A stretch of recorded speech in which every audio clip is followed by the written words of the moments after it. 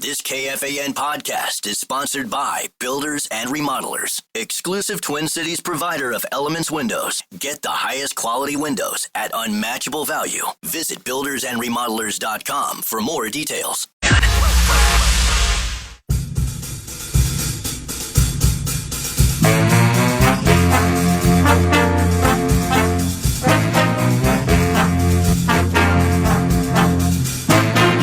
Take care, Polly Wally.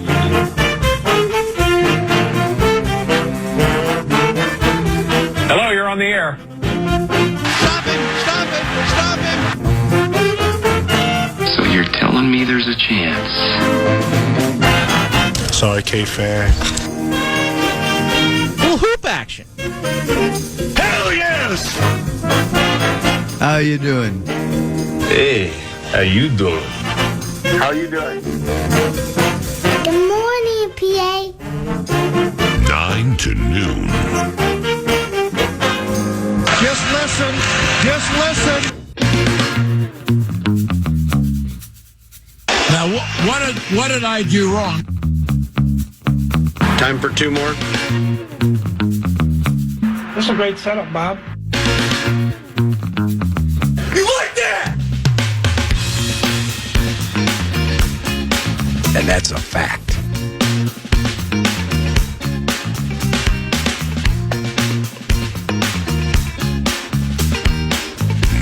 To noon.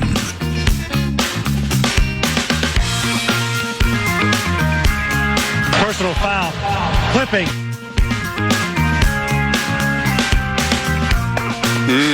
Good stuff. Yeah, we're here with some good stuff. Just stand by. Getting things organized for 9 to noon. Are we here? I know, right? I know, right? Same. Chris Finch, head coach of the Minnesota Timberwolves, is close to set to kicking off in jump ball-like fashion the Thursday 9 to noon radio show. Good times, bad times. Not just for some local sports teams, but like the 9 to noon Love Covenant Vibe, and here's what we mean. This would be FICA, Fairness and Coaches Act. While 9 to noon recognizes it's privileged and it's a pleasure to chat with head coaches of professional sports teams pretty much every day, nearly every day, maybe about 3 days a week, 9 to noon. It's fantastic. We absolutely love it. Right now, though, that's a cool run for 9 to noon this week with these head coaches. PJ off a 38-point drubbing at Kinnick. O'Connell Tuesday off the Chargers debacle.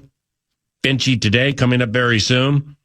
Off an aorta smasher last night at the hands of Austin Reeves. And 2 consecutive losses. And Minnesota Wild head coach John Hines. He joins today at 11:40. And the Christmas colors have dropped 7 of 8 and 4 in a row. Oh my gosh. Come on! Above average at that. Come on! Oof. As part of the Timber Tech What's on Deck set list, welcome to 9 to noon. The oof was on fire, provided by Matt Producer, Eric Nordquist, producer of 9 to noon, and I'm Paul Allen. What's coming up today? We'll start with Chris Finch here momentarily. Then we will segue into Vikes Bites. And there is a lady named Emily Liker who covers the Minnesota Vikings for the Star Tribune. Emily Liker. And I just want to say, Emily, thanks. I know her a little bit. Nice lady. But I want to thank her because yours truly sat through, I think, 22 minutes and 45 seconds of a Kevin O'Connell press conference yesterday, waiting for a Josh Oliver availability question. And just in the nick of time, Emily came through right at the finish line for the update. Thank you. Thank you. Thank you. 9 to noon is in the air, and joining us now is Timberwolves head coach Chris Finch, courtesy of Second Harvest Heartland and 2harvest.org. Chris, it's Paul Allen. Good morning to you. Hey, good morning, Paul. How you doing? All right, man. Sorry about the loss last night. For those who missed it, why did you lay on the sword after the game for the Reeves winner? In those situations, I think, we've been really good when we just kind of switch everything, keep everything in front. And, yesterday we kind of stayed in what you call coverage. And, the most important thing is whether you decide to do A or B or C is that you have great clarity on what you're doing. I think maybe there was a little bit of indecision on what we were going to do there. So totally on me in that moment in time. I thought we executed the play before perfectly. We wanted to take the foul. And then after that, I thought, we needed to be a little bit more clear on what was going on. So. Right. Yeah, I saw it. I understand. I understand what you're saying. Certainly I'm not going to get into mental gyrations with an elite NBA mind, but I thought Austin Reeves hit a nice floater. Maybe Dante got there a half second late, but that was a tough shot, kind of a tough shot, don't you think? Yeah, no doubt about it. A tough shot. I think, we had our two best defenders in the action. He split them, which was a great play by him. Right. And, he's got that deadly kind of in-between game. And Dante did a really good job of stepping up, and he contested the heck out of it. But, it splashed through the net as the time expired. So all credit to him and all credit to them. They deserved that win last night. They deserved that shot to go in. We challenged it hard. But ideally, at that point in time, you don't want to be split. You want to keep everything in front. Make him make a similar shot over Rudy rather than, over a smaller defender in the paint. Mm-hmm. And last night in that loss to the Lakers, 1 point loss to the Lakers, you guys gave up 97 through 3, which obviously is not preferred. Mm-hmm. Is establishing defensive identity an early season A topic for you? No doubt about it. And, that's something we've been good at. We've had a couple of the worst defensive performances in my time here. Can't quite put my finger on exactly why. I think it's a collection of reasons. But we've got to get back. I thought, to have more of a defensive personality. I thought it was good to see Jaden back. The Jaden that we've seen and come to know as a top-level defender. I thought he did a really good job of bothering Reeves' shot making. Reeves did a really good job of finding his teammates. But I thought Jaden was outstanding on him.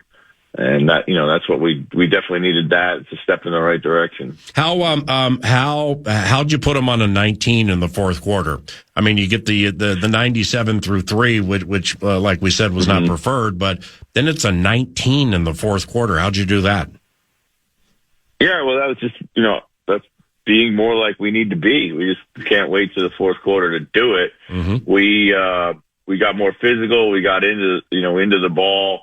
Actually, we got into to the rest of them too. It was I thought Laravia and Connect had comfortable games. They were able to get to the spots easily, and we just kind of got a little bit more aggressive. And I think we've been playing tentative defensively, like we're afraid to foul. We have had a fouling issues, so I don't know if guys are kind of trying not to foul, but there's a right type of physicality and a way to play without fouling, and we haven't found that balance yet.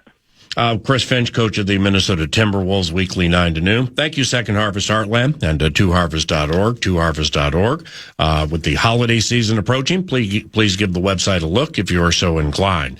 This may have a little loser's lament to it, but I'm a fire it anyway. Austin Reeves, all right?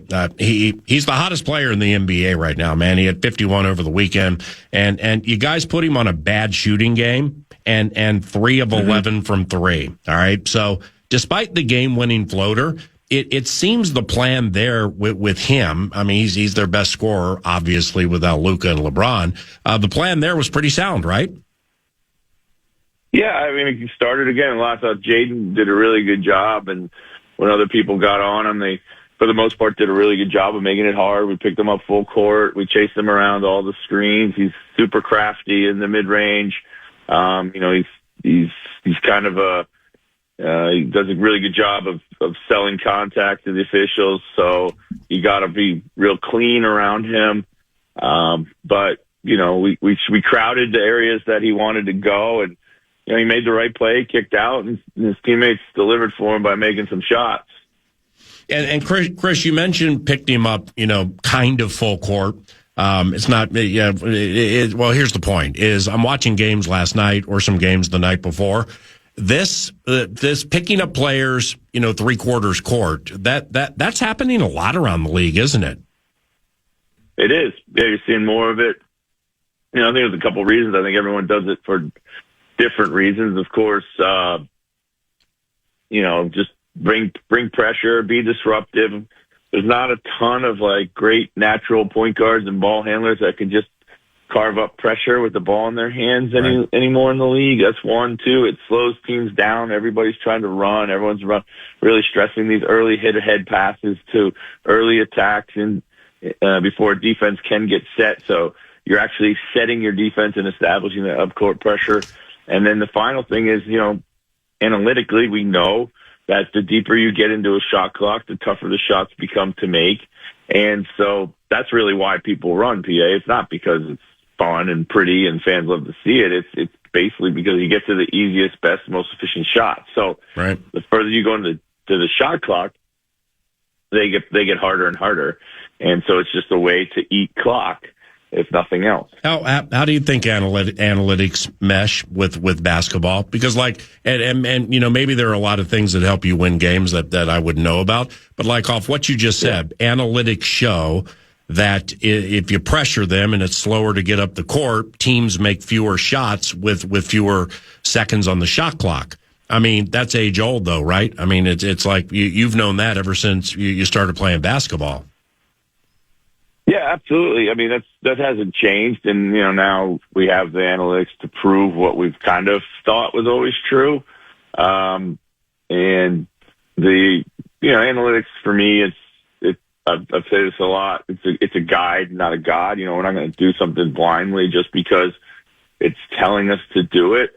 I think when you're in the game planning phase, when you're in the, building your team philosophy phase, when you're more zoomed out on the game, analytics is a great place to kind of sift through things to figure out, within your own team, what makes sense to winning. But the closer you get to the game or when you're in the game and, you have to use more of your IQ, your basketball feel, your experience, your knowledge, your individual skill set tendencies that you have on your roster. And, cause at that point in time, it's a minute by minute problem. And when you have that, the numbers will change a little bit. Now, if you had 10,000 examples of something like that, then, you could make a proper analytics decision. You were kind enough to introduce me to Kevin O'Connell last week in LA. We had a really, really cool chat about, analytics in football and how that's really affected fourth down decision making. And now everybody's an expert on what to do fourth down. And it's not always the case. As a coach, you got to make a lot of decisions that might go against analytics in the moment, even though you're a big believer of them overall, like I am. Right. And last Thursday, a week ago, when you and Kevin met each other for the first time, that was the highlight of the entire day because the football team lost that night and we get back super early. And now we got the Lions this weekend. So thanks for that time. It was great listening to you guys chat, Chris. No, it was awesome. I appreciate the intro. And, Kevin and I have a lot of respect for each other and plan to get together and talk more about this crazy business life we've chosen. When you mentioned you'd like Gobert and McDaniels to do a better job with point of attack defense and screen navigation, all right, what are you looking for? And did you see it last night? Because after you said it, I was looking for it closely. And McDaniels in the first quarter looked like he executed it 10 out of 10, right? Oh, absolutely. Yeah, those guys really stepped up, responded last night. I thought they looked a lot like we need them to look, like they're when they're playing at their top of their games defensively. No doubt about it. Listen, we have a lot of guys who can play defense, and right now we need more of them to get back to leaning into that side of the floor. And it starts with your best defenders. It's like anything else. Like if you want to, you're going to win a big baseball game. Your pitcher and your catcher, your battery's got to be good. Football is your quarterback and your top receiver, but they got to be good. They got to be on the same page, and they got to have chemistry. And our Jaden is our best point of attack defender. And Rudy, of course, is outstanding at the rim when he's active. And we've been inconsistent in those areas. Not just those guys, but everybody. But they need to be the tone setters. Chris Finch, weekly 9 to noon, courtesy of Second Harvest Heartland. What, Anthony Edwards? What are some things you see differently with your squad when Edwards doesn't play? And I mean both good and things you would prefer to improve. Well, I think one thing we miss a little bit of personality, a little bit of swagger without Anthony. He's got so much of it. He gives us confidence. He infuses his teammates with the same type of energy. And I think that's one. We got to find a little bit more of a personality without him. And we have a lot of quiet guys, and that they're all kind of serious, quiet guys, but we got to play with a little bit more, I think, emotion, and that'll kind of fuel us through some tougher times. I think, we're doing a good job right now of establishing flow in the offense, and it's good to see other guys, step up and do the things we know that they can do. Like Jaden's right now playing in a great offensive rhythm. We're really finding him. He's doing an excellent job. Julius has upped his scoring. We know how important he is for us overall, but we value his playmaking, alongside Anthony, but he's certainly an on-demand go-to scorer that we can close games with. So it's, when Anthony comes back, obviously we got to find a way to keep these dynamics also prominent while reintegrating him and getting him back to being our leading light. And these basically three Anthony has missed. Julius is at 29 points per game, and the three game again was good last night. He was and he was 9 to 10 from the line. But with Randall hitting threes in volume, is there any double-edged sword to that in pulling a high-end rebounder consistently that far from the basket? Yeah, I guess you could say that's a little bit of a trade-off. When he plays on the perimeter offensively, I think the good outweighs the benefit of the offensive rebound with all the other things we need him to do, all the other things he can do. Right. His 29 points a game has been pretty highly efficient, which is also something that we love and we need. And he's been able to draw fouls too. So at that point, I think it's worth the trade-off. We have other guys I think we can be a little bit more active on the offensive glass in his place. Yeah, that and that he shot almost half your free throws last night, and that without Edwards, is it fair to say you need to make sure others outside of Julius stay aggressive and find some free points at the line? Yeah, for sure. I mean, it's getting to the free throw line is a big part of efficient basketball, and right now I think there's a huge uptick in free throws across the league.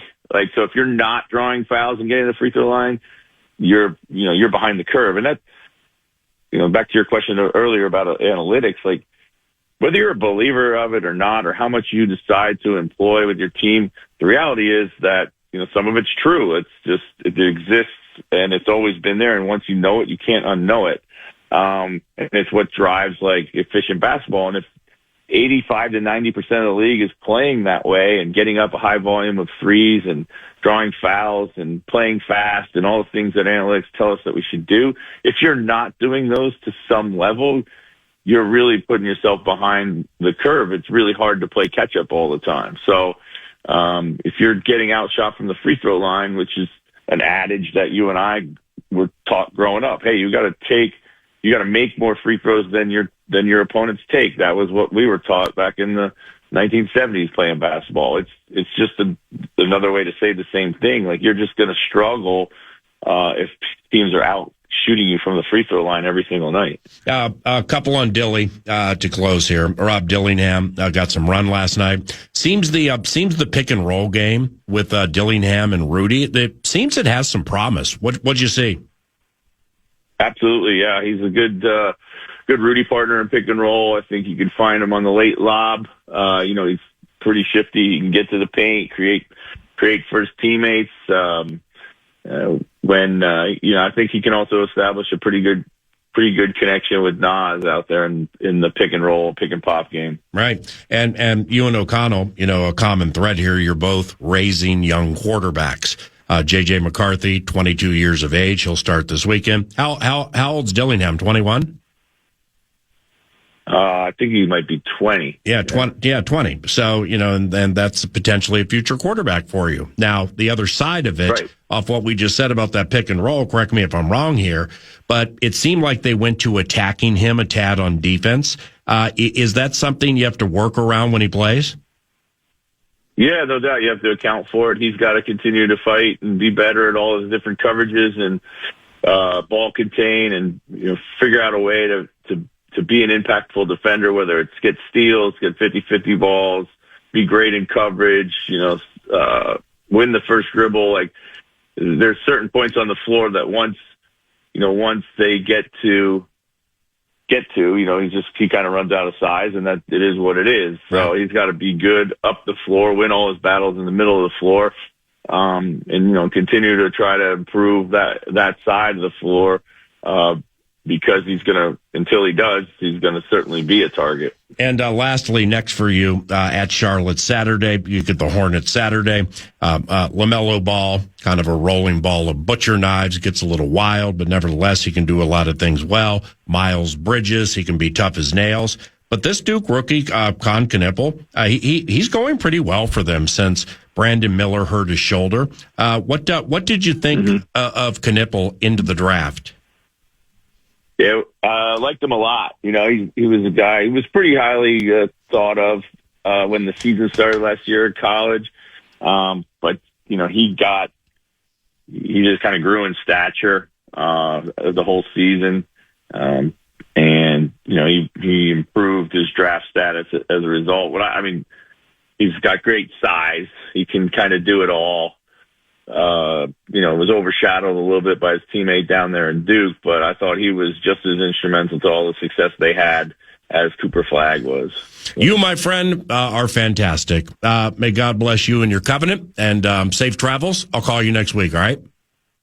I appreciate it, PA. Thanks for checking in. Yep, for sure. See you about Chris Finch, head coach of the Minnesota Timberwolves.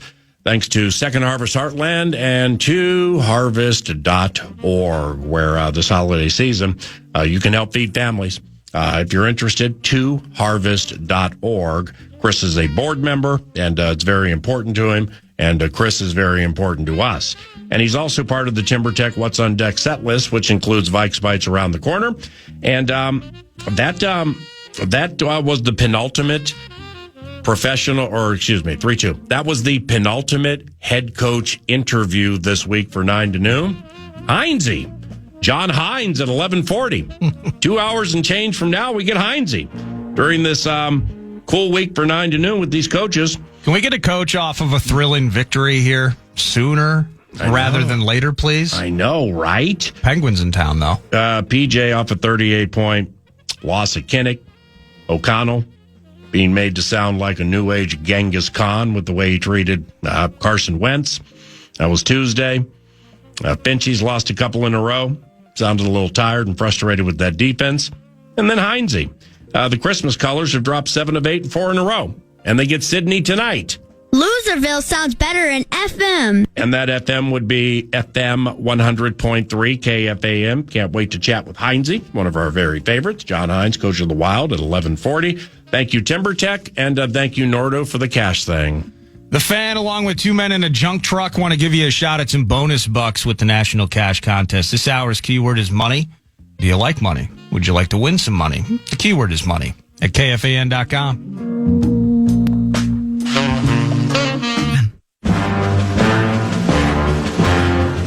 Vikes Bites! You got KO cuts here, right? I got some KO cuts, yes. I have a total of 4 of them, as a matter of fact. I can't remember if I did this 20 some odd minutes ago, but just in case I didn't, I'd like to do it again. Okay. I personally, on behalf of me, not speaking for 9 to noon, but probably speaking for 9 to noon, would like to thank a lady named Emily Liker, who writes about the Vikings for the Star Tribune at StarTribune.com. Because after waiting and waiting for clarity on Josh Oliver, finally, right in front of the finish line, we got a Josh Oliver question for the head coach from Emily Liker, and the announcer was happy. Winnersville sounds better in FM. And Mad Producer was happy because he was in search of the same question. Winnersville sounds better in FM. And after hearing the same question about the same thing asked 15 different ways over 15 minutes, all we wanted to know was Josh Oliver wasn't playing this weekend. That's all I was curious. I mean, we kind of knew it was coming down the road, but Emily Liker, who knew? Winnersville sounds better in FM. I do have some KO cuts for you, but I actually want to start here because looking at the injury report, hearing him speak with the media yesterday, we might be back. What do you mean? The Gink! The Gink! The Gink is on fire! It's Van Ginkel style. Hey! Van Ginkel style.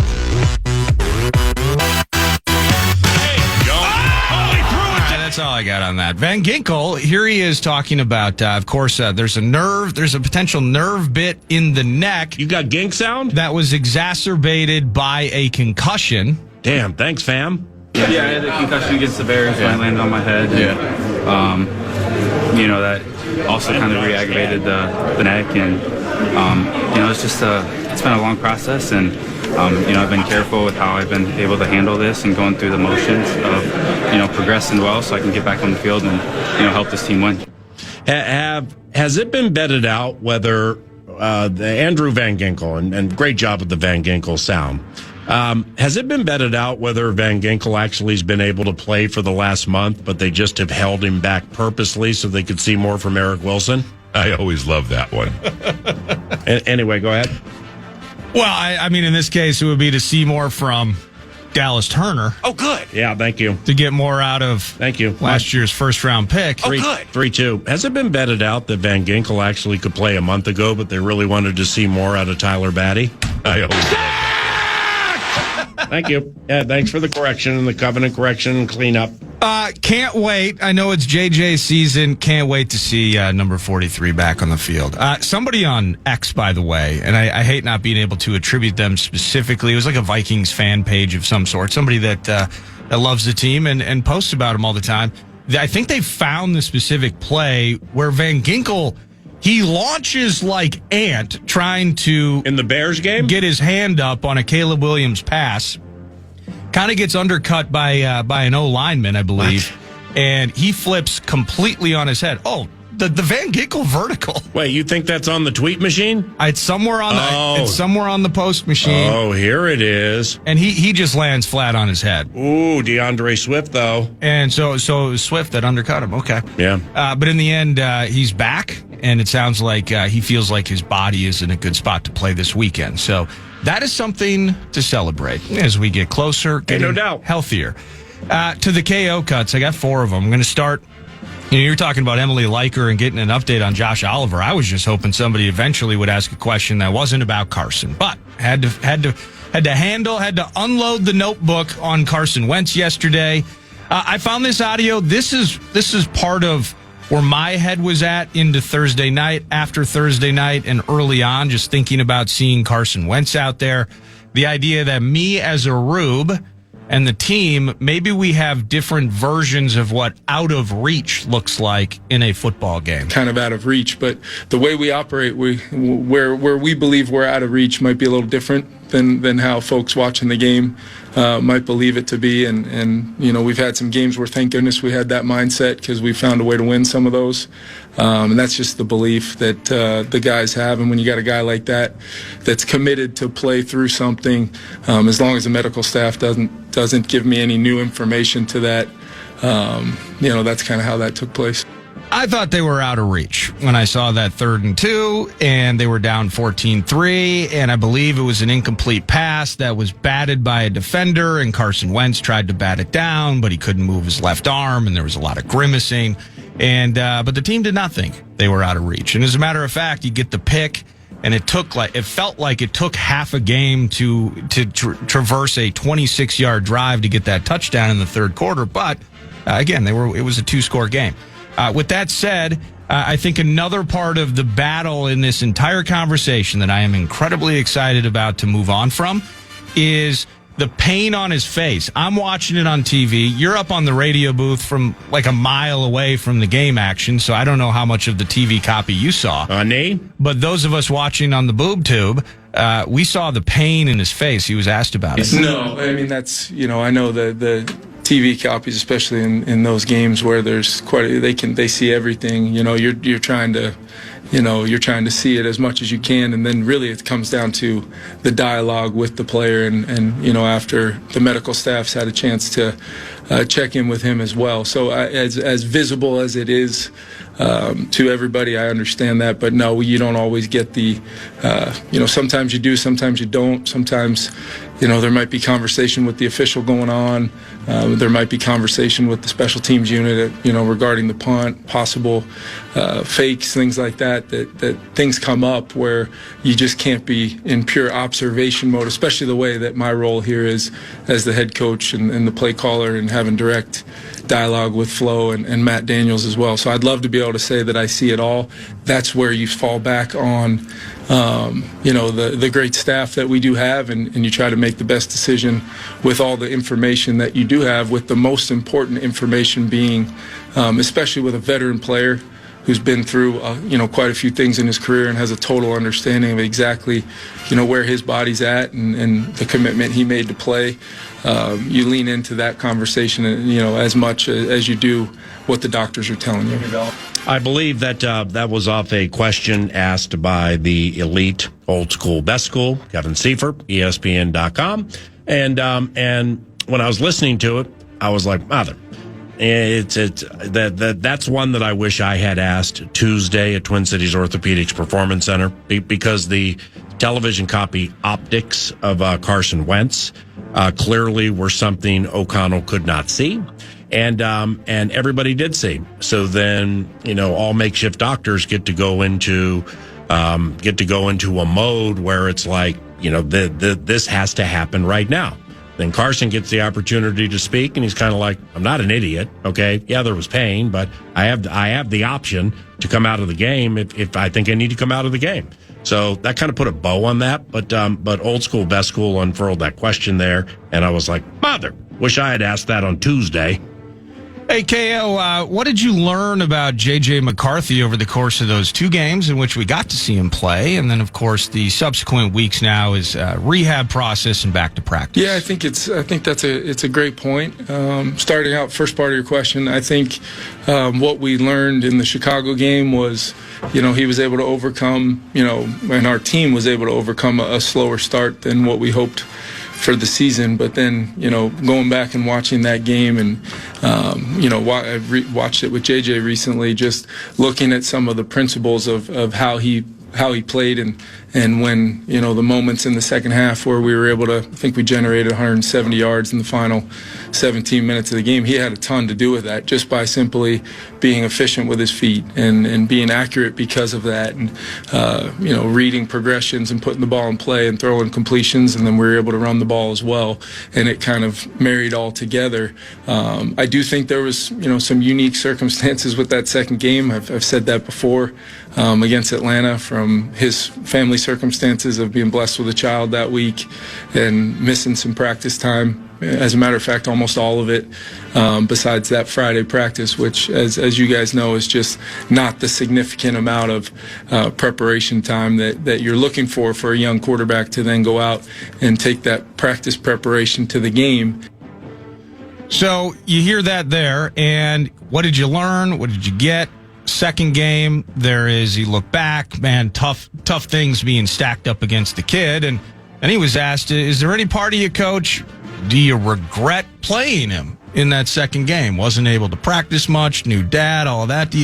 Can you be in hindsight mode and kind of regret that? It's one of those things where we know now that, a lot of the things we're talking about, it's, we know now or after the fact or things like that. I did feel like when we got him back here on that Friday, I did feel like he had a lot of juice and he had a pretty good day that day. But that, transitioning to every phase of a game plan for a game plan against a good defense, and Atlanta's turned out to be a pretty darn good one defensively. I don't regret in any way doing that because he was also coming off of, I believe he was the NFC Offensive Player of the Week, and then he was healthy, and it's hard to take that guy off the field at that point where we had just 6 days earlier, seen him kind of carry the momentum of the end of that game into the locker room, where, it was a pretty significant moment for a young player in his first start.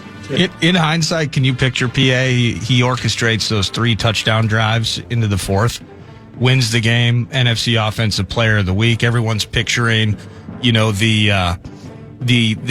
grrr on his face after that rushing touchdown, team wins.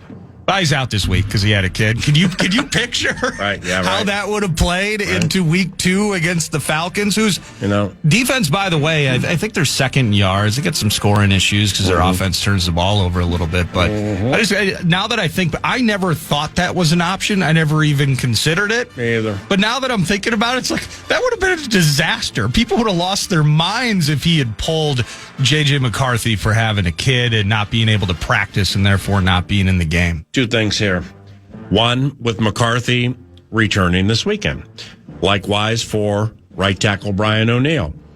I'm just really happy O'Neill's going to play this week, just to silence those who may think, he's been completely healthy for a month, but they just wanted to see what they had in Walter Rouse. I always love that one. And secondly, right around that question you just played, there was a question following, is there a threshold of pain a player can have? Am I clumping on a bike bite? No, I don't have the audio of it. A threshold of pain. Is there a threshold of pain, Kevin, that a player can have that will cause you, despite it not, being that they still can play, but they're in an incredible amount of pain? What's that threshold? And I felt Kevin left a really, really good, because that was at the end of the Wentz 13 minutes, talking about the game 6 days previous, but 3-2. I thought he left a good one-liner on the table there, with all due respect, because he said, yes, there is a threshold. Then he talked for about a minute to describe the threshold. Yeah. It would have been elite if he had just broken the ice and been like, yeah, there's a threshold. It's called amputation. I always love that one. That would have broken the ice.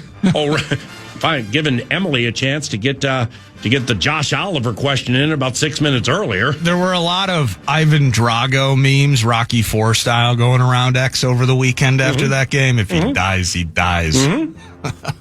McCarthy not dying, and as a matter of fact, he's healthy and he's confident. Every time we step out there, it's the work that we put in every single week. It's the trust in my teammates and coaches, and all of that's been at an all-time high. It sucks not being able to get the reps and be able to continue to progress all the fundamentals and all the little things, but there was a lot of areas that I picked up and think I benefited from just watching and observing from the sidelines. So extremely confident and ready to get after it.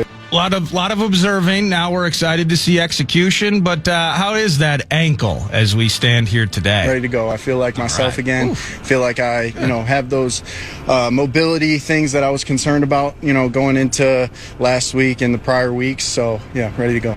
So in the end, the team is looking more and more ready to go as Christian Darrisaw, full participant. Now, I would not be surprised today, Pia, I don't know where your head's at on it, where after only getting 9 snaps and kind of pulling back the reins a bit, we might see the continued process of maybe he's a non-participant today, and then maybe he's full again on Friday as they continue to stick to their plan with him.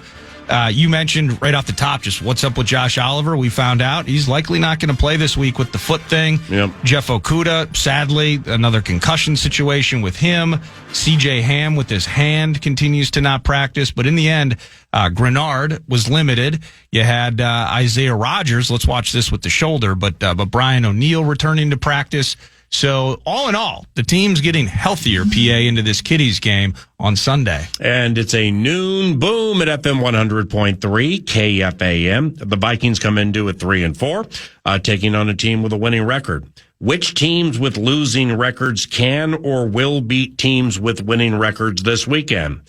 That tomfoolery and nonsense is something only you can expect from us. Us being 9 to noon in the National Football League. The question being, which teams with losing records can or will beat teams with winning records? Ooh. Fun little baby game, crafted by 9 to noon. It's a fun little baby game that we may do at the Friday Football Feast sometime and include Alec Lewis of The Athletic, theathletic.com. Ooh, by the way, forgot to tweet this yesterday, but this is broadcasting. That's narrowcasting. 3-2. The feast is at Buffalo Wild Wings Chanhassen tomorrow. And if anybody's interested in joining, this would be a FIFA Fairness and Feast Act. The Chanhassen location is on the smaller side. So if you want to come to the Friday Football Feast at Buffalo Wild Wings Chanhassen tomorrow, just know that the seating specifically, in front of where the table is, where we do the show and stuff like that, it's one of the smaller ones. It's festive, it's lively, it's loud, and it's going to be fun, despite the record and the vibe. The Chan location rocks. Chan location rocks, but it's on the smaller side. So if you want to join and you want to get what we would call a primo seat, I would arrive a little on the early side. Friday Football Feast tomorrow, 9 to noon, KFAN, Buffalo Wild Wings Chanhassen.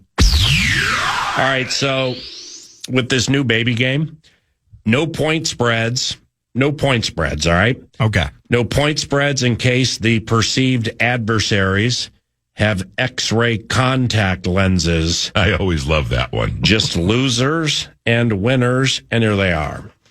Minnesota's 3-4, taking on Detroit 5-2. So these are teams with losing records against teams with winning records. And can or will the teams with losing records win the game outright? Or maybe it's a big fat no. They got no shot. So the Vikings would be the first one, 3-4, 5-2. Prediction, there will be facets of the Vikings' performance that will be what we have come to expect. Tension is real when you lose 2 in a row, and the last one was the worst and in standalone fashion.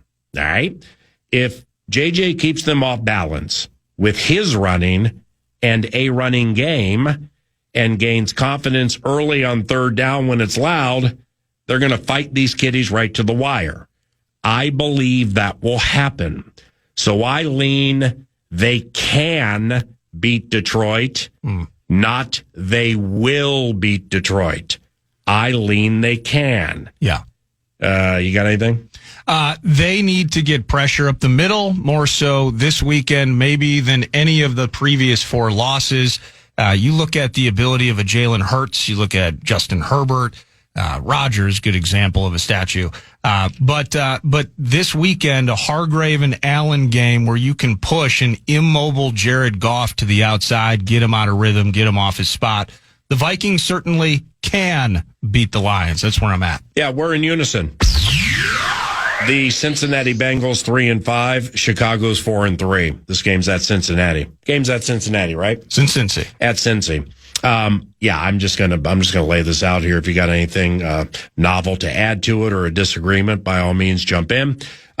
It's not can Cincinnati win. Cincinnati will win. Oh my God. 3-5 Bengals will beat the Chicago Bears, making them 4-4. You agree? I agree with you. They will win the game. Tennessee is 1-7 and is hosting the 5-3 LA Chargers.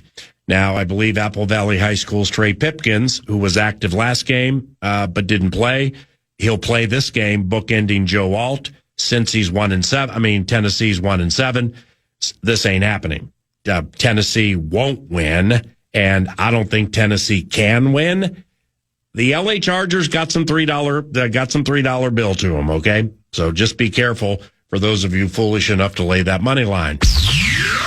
Atlanta's 3-4 at 6-2 New England. Atlanta losers 3-4, 6-2 New England. What do you think there? If Penix is playing this week, they can beat the New England. They can beat the New England Patriots. Mentioned the last segment. I think their defense, they're first or second in the NFL in yards allowed. Again, mitigating turnovers and bad mistakes. But Bijan can get off against that team. I know everyone's lauding Drake May, and they should. And Vrabel's team is strong, man. And they've won 5 in a row. Totally get it. I think the Falcons absolutely can beat the Patriots this weekend. Yeah, I'm on the can vibe. I mean, yes, we can see Atlanta at 3-5. All right, the Falcons, Penix are not 3-5. Yes, I can see that. It's New England at 7-2. I mean, it's 6-3 just feels like more of the right through 9 for New England than 7-2. I'm with you. I think Atlanta can win. Niners 5-3 at Giants 2-6. Now the 49ers are as banged up or more banged up than the Vikings recently were. Yeah. We know how bad it can get here. This is a fat no for me when it comes to the losers will win or can win. I think it's a fat no, and here's why. The New York Giants lost a certain and important vibe in that Scatterboo bit. I mean, the vibe just fell off the cliff with this squad when he got hurt. They were so sad. I actually say the New York Giants cannot win this game. What about you? I'm going to say they will win. And I think what we've seen the Niners, losers 2 of their last 3, with that, is they are as injured, if not more injured, than the Vikings. And we can say Shanahan's as good as it gets, and he puts people in spots.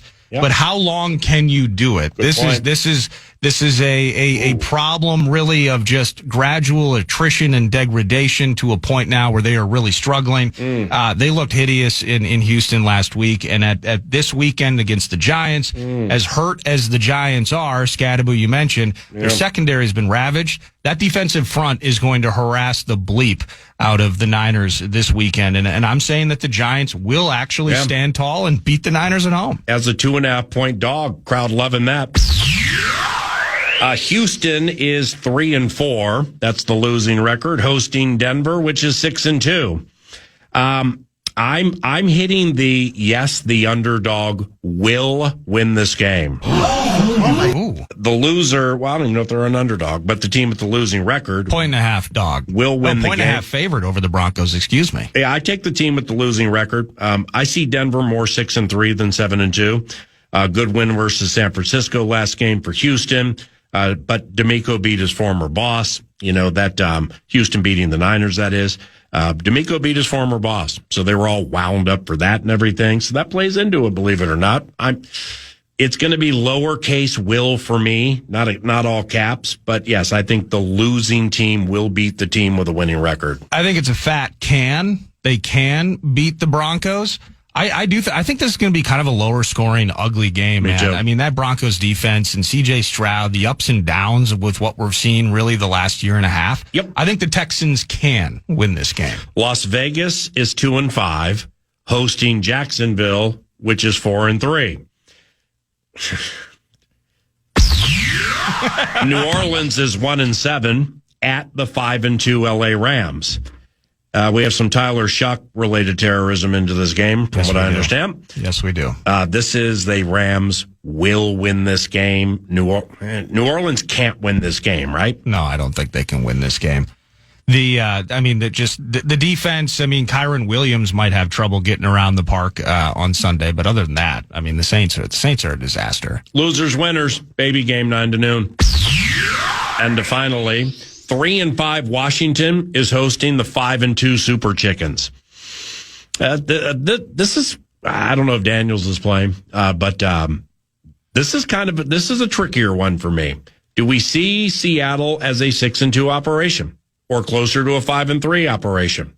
Do we think Washington will fall to 3-6?